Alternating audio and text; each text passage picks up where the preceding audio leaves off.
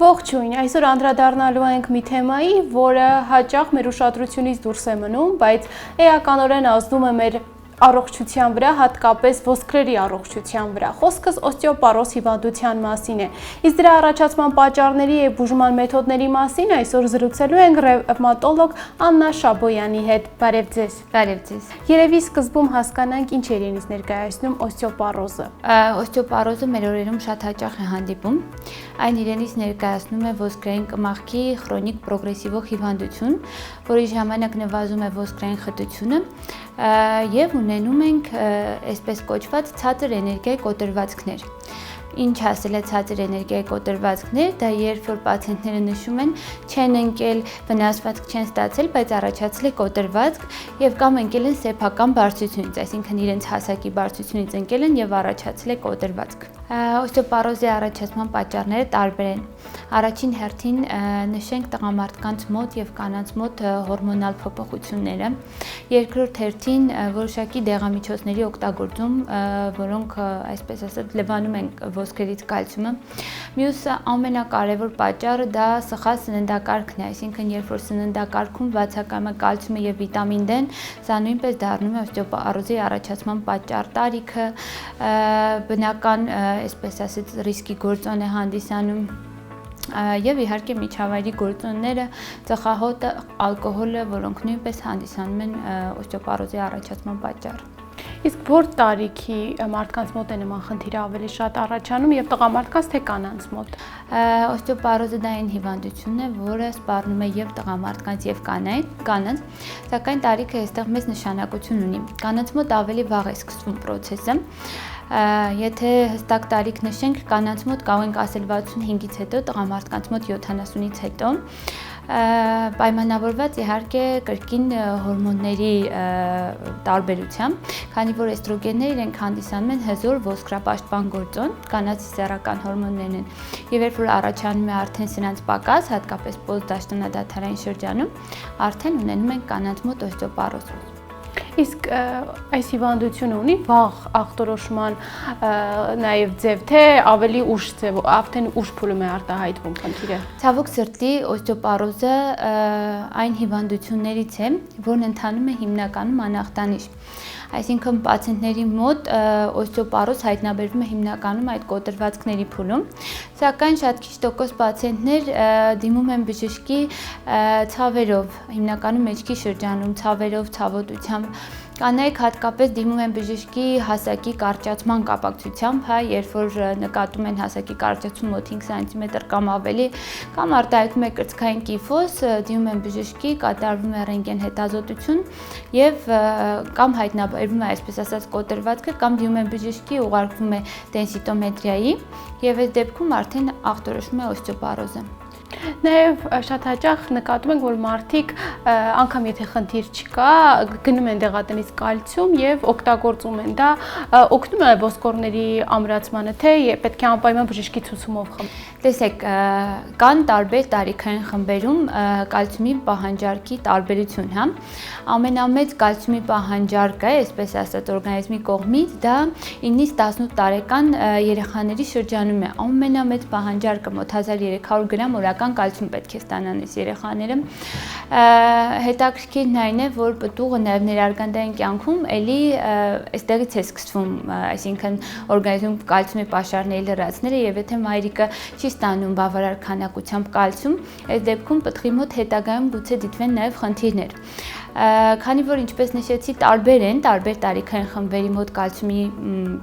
քանակությունը օրական, ցանկալի է դիմել բժշկի, որպեսզի բժշկի խորհրդով ճիշտ չափաբաժնով կալցիում ընտրվի եւ լրացվի կալցիումի պակասը։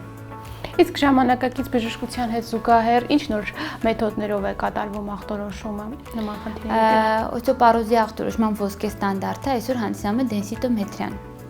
Հրաշալի հետազոտման մեթոդ է, իրենից ներկայացնում է պացիենտներին հենց այդպես ենք բացատրում, հա, իրենից ներկայացնում է ռենտգեն հետազոտության տեսակ։ Հետազոտությունը շատ պարզ է, ինչ որ նախորոք պատրաստություն չի պահանջում, տևում է ընդամենը 8-ից 10 րոպե։ Որոշվում է ոսկրային խտությունը ողնաշարի գոտկային հատվածում, ադրոսկրի պրոքսիմալ հատվածում եւ շատ հաճախ, եթե անհրաժեշտություն է լինում իհարկե, ոչ դոմինանտ ձեռքի նախաբազկի դիստալ հատվածում, որոշվում է ոսկրային խտությունը եւ այս հատվածներում, որովհետեւ կոտրվածները հաճախակի այստեղ են տեղի ունենում։ Որոշվում է ոսկրային խտությունը եւս դրա կամ հայտնաբերվում է նորմա կամ օստեոպենիա կամ օստեոպարոզ։ Օստեոպենիան դա նորմայի եւ օստեոպարոզի միջև ընկած հատվածն է, այսինքն այս դեպքում եթե հայտնաբերվում է հրաշալի է դա եւ լրացնում ենք օրգանիզմում կալցիումի վիտամին D-ի պակասը եւ արդեն բանը չի ասնում օստեոպարոզ։ Այսինքն դա արդեն վաղ փուլն է կարծես ասել օստեոպարոզի վաղ փուլն է։ Իսկ ախտորոշումից հետո ինչ հիմնական բուժում է պահանջվում, միայն դեղորայքը բավարար է, թե նաև այլ բուժում է պահանջվում։ Չէ, միայն դեղորայքը բավարար չէ։ Իհարկե դա առաջնային է, որպես այդպեսին պարտադիր նշանակվում է դեղորայք կոտրվածներից խուսափելու համար, բայց կարևոր նշանակություն ունի պացիենտի ֆիզիկական ակտիվությունը։ Չնշեցինք, որ օստեոպարոզ հիմնականում նաև առաջանում է այն պացիենտների մոտ, ովքեր ունեն ցածր ֆիզիկական ակտիվություն։ Պացիենտներին հաճախ ենք խորհուրդ տալիս մարզվել, զարգացնել մկանները։ Լրացնում ենք սննդակարգով եւ եթե սննդակարգով հնարավոր չէ, նաեւ դեղորայքի միջոցով կալցիումի ու վիտամին D-ի պաշարները։ Եվ նաև այն պացիենտները, ովքեր ունեն խնդիր ընկնելու հետ, հա, այսինքն, չգիտեմ, տեսողության խնդիր ունեն կամ օրինակ ինչ-որ խնդիր ունեն, որով պայմանավորված կարող ընկնեն, հենակներ կամ նման օրթոպեդիկ միջամտություններ են անում, որպեսզի նաև ընկնելուց խուսափեն եւ կոտրվածների ռիսկը հասնի մինիմալի։ Իսկ բուժումը որքան ժամանակ է պահանջվում լիարժեք բուժման համար։ Ցավոք սրտի սա այն հիվանդություններից է, որոնց դեպքում որպես այդպեսին լիարժեք բուժում ասվածը մի փոքր սխալ է, քանի որ այստեղ լրացվում է ոսկրերում կալցիումի պաշարը, հա։ Փորձում ենք ոսկրային խտությունը լրացնել այնքանով, ինչքան հնարավոր է, բայց արդեն առաջացած այդ ոսկրային կորուստը լրացնել ամբողջությամբ հնարավոր չէ։ Հետազոտում են պացիենտները եւ կախված օստեոպարոզի աստիճանից, այսինքն կախված նրանց կոտրված կա թե չկա, արդեն ընտրվում է հստակ բուժման սխեմա եւ սկսում ենք աշխատել պացիենտի հետ։ Նաև նշեցիք ձեր խոսքում սննդակարգի միջոցով լրացնել կալցիում։ Այ կալցիումի օրական նորման որքան պետք է լինի, քանի որ նաև չափից շատ վնաս է նույնպես օրգանիզմին։ Չափից շատ կալցիումը նույնպես լավ բանի չի բերում։ Տարբեր տարիքային խմբերում տարբեր է կալցիումի պահանջը։ Նշեցի արդեն ամենաշատը այդ 9-ից 18 տարեկանն է,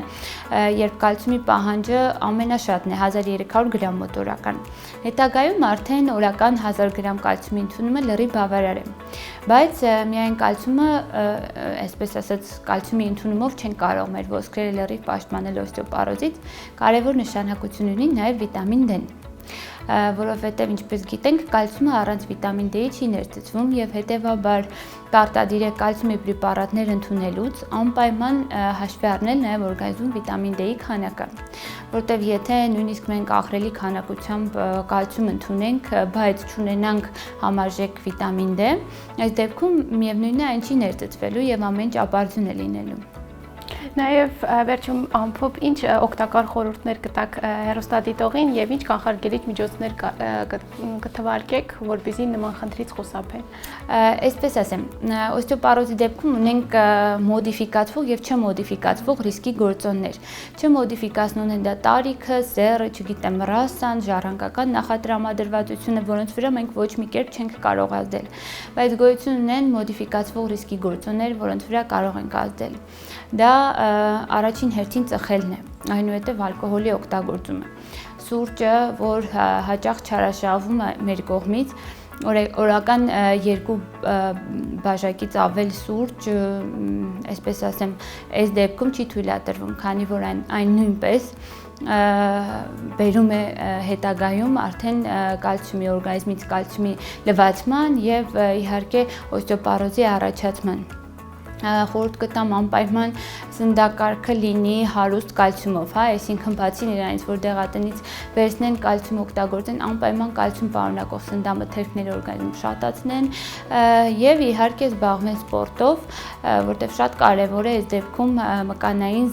զանգվածի զարգացած լինելը։ հետագայում օստեոպարոզից խուսափելու համար։ Շնորհակալ ենք շատ բժշկուհի ջան, հետաքրքիր եւ բովանդակալի զրույցի համար։ Ես էլ եմ շնորհակալ հրավերի համար եւ հետաքրքիր զրույցի համար։